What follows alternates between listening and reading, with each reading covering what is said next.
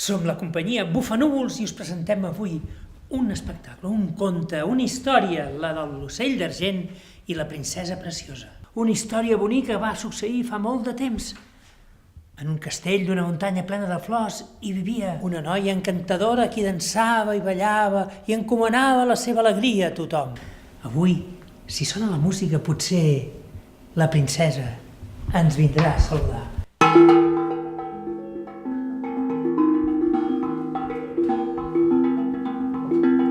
I amb el so del butang ha vingut la princesa i amb la so de la flauta ens dansarà per tots.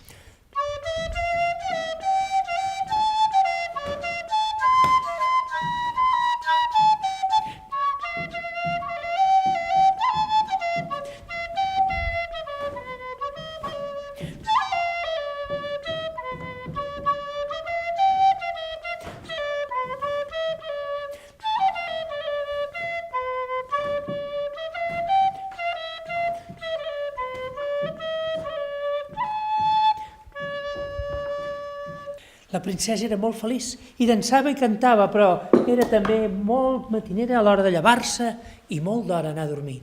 Per això, la princesa dormia plàcidament fins que sonaven les campanes abans de que sortís el sol. Amb el so de la campana, la princesa es desperta i canta cançons a la que arriba l'ocell d'argent que n'hi porta. Un ocell encantador que li porta tota mena de cançons que li alegren el cor. De l'alosa, del cucut i el picasoques, del rossinyol. Amb aquestes cançons ella alegra tothom. Ella, però, no s'esperava el que va passar, que un dia va venir un temporal de llamps i trons.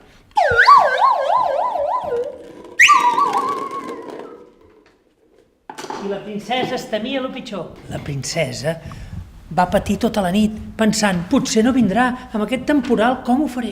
Per això, quan van sonar les campanes de bon matí, la princesa es va despertar una mica angoniejada i va dir, on és? Ai, si no ve. L'ocell no arribava. L'ocell no li cantava cançons a cau d'orella. I tot el castell, tota la gent n'esperava alguna cançó i no sentien aquelles melodies tan alegres. Al revés d'aquelles danses amb mocadors de colors, la princesa va aparèixer vestida amb roba de sac, com de penitent, amb una caputxa i tot anava tapada al seu cap. Van fer que un carter portés la notícia per tot el reialme, per tota la comarca, per dir que la princesa havia perdut l'alegria i que ell, qui li retornés, li seria donat el millor regal. I va córrer de pressa la notícia que tot d'una va venir el matalasser, darrere va venir un cuiner i un pastisser, i va venir també un pescador, i va venir també un advocat, però ningú li tornava l'alegria. I com havia de ser, doncs, ell, el pastor, va dir, jo, que parlo amb els ocells i amb tota mena d'animals perquè estic al bosc, amb granotes i amb tota mena d'ocells he parlat, amb el picasoques, l'alosa i el cucut. Escolteu-me tots, jo, que sóc pastor, conec el secret de l'alegria de la princesa. Tu saps el meu secret? Sí, i m'he fet flautes tan grans que puc parlar amb tots els ocells del bosc.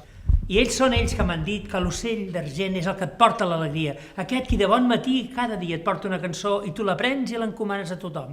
El rei, quan va sentir aquella notícia, va dir això s'ha d'arreglar, doncs que vingui aquest ocell, com el farem tornar?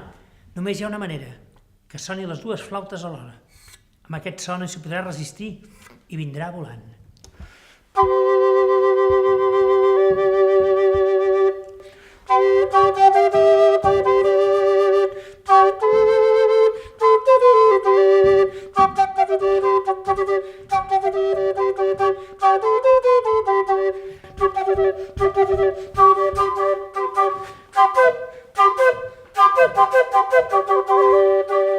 Sí, ja està tornant l'ocell d'argent, amb la música ens ha començat a venir. I ha tornat l'alegria a la princesa, i ha tornat l'alegria a tothom. Per això el rei, que tenia paraula, va dir: ara hauríem de començar amb els regals. I així ho va fer. La princesa li va portar al pastor, el que havia fet tornar l'ocell d'argent, li va portar un instrument petit i divertit perquè pogués cantar quan va dalt la muntanya amb els seus animals. Ja veureu que divertit que és. Oh, i això què és? Mireu-lo. I amb aquest instrument el pastor es va posar a sonar.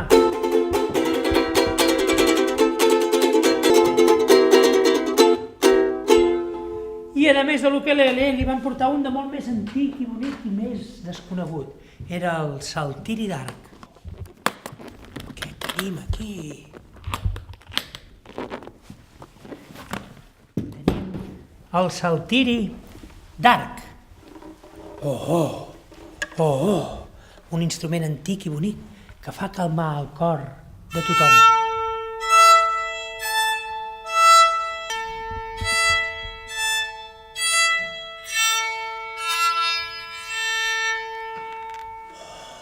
I després d'aquest so tan bonic d'aquests instruments que li van regalar, va ser la princesa qui va dir que hi volia cantar.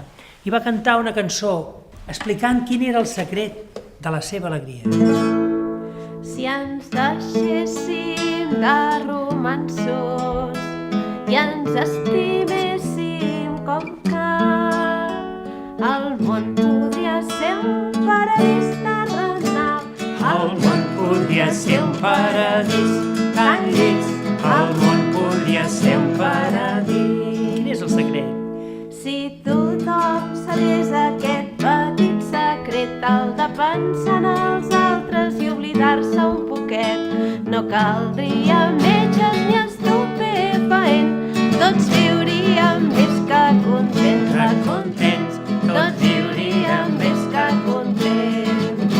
Si ens deixéssim de romanços i ens estiméssim com cal, el món podria ser un paradís terrenal. El món podria ser un paradís tan llis, el món podria ser un